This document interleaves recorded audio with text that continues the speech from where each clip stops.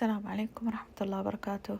شلونكم يا أرقى متابعين؟ اليوم رجعت لكم فيديو خزن الثوم وشون نسوي هاي الضفيرة الحلوة بشكل مرتب وحلو ويبقى سنة كاملة. نخزنه برا يعني بالطرمة بلكون. عندي أنا هنا جبت 20 كيلو من الثوم.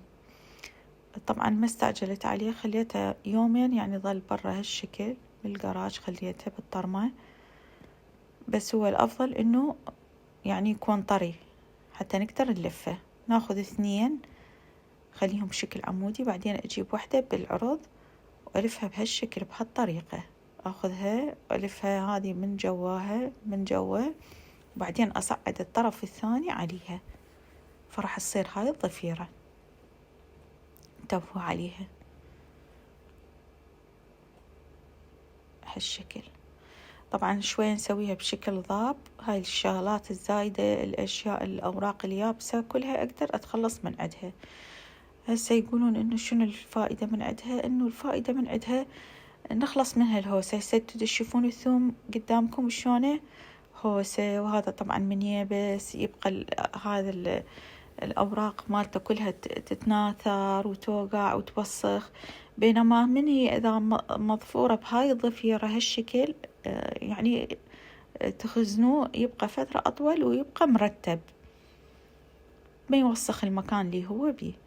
خزن الثوم حتى ينجح لازم يكون مكان تهوية زينة بيه وظل، مو شمس.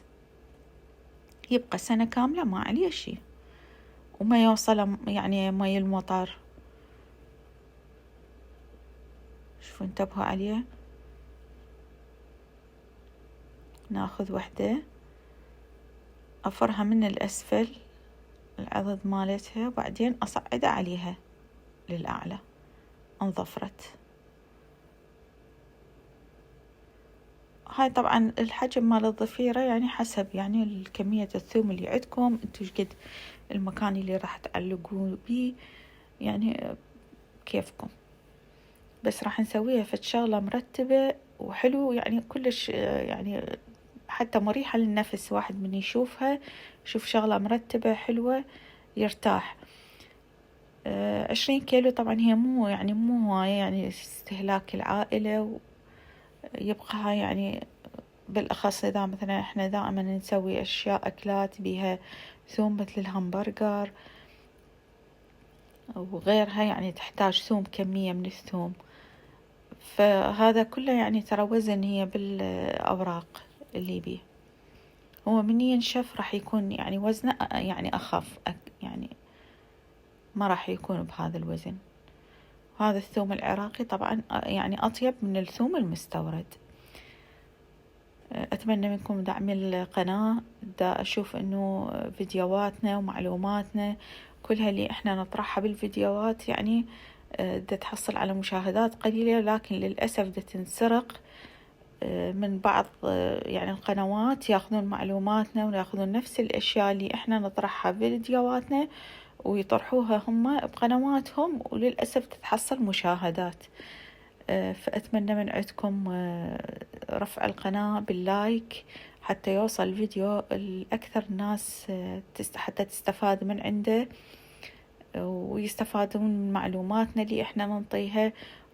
صدقوني كلها معلومات قيمة ويعني وتفيد أم البيت. هنا كملت، خليت إنه أشده بأي خيط أي حبل، أشده كلش زين، أضبه حيل.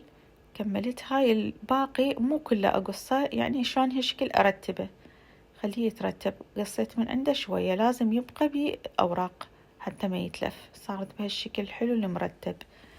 هاي جيتكم من زاوية ثانية حتى تشوفوها أقرب.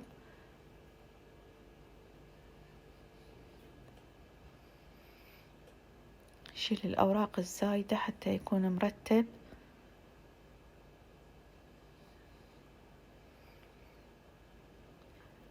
لازم يكون طري يعني جديد، مو إذا قديم ويابس ما راح نقدر نلفه. ثاني هذا بقيته يومين يعني ظل بالجراج، يعني بين ما فرغت له صار هالشكل شوي يعني بصعوبة دا أفره يعني أضفره. بينما يعني إذا بنفس اليوم وبعده جديد أخضر لا يكون سهل، بعد أسهل من هذا. هاي صارت عندي 4 ضفاير ما شاء الله، اللهم صل على محمد وآل محمد. شوفوا شلون مرتبات.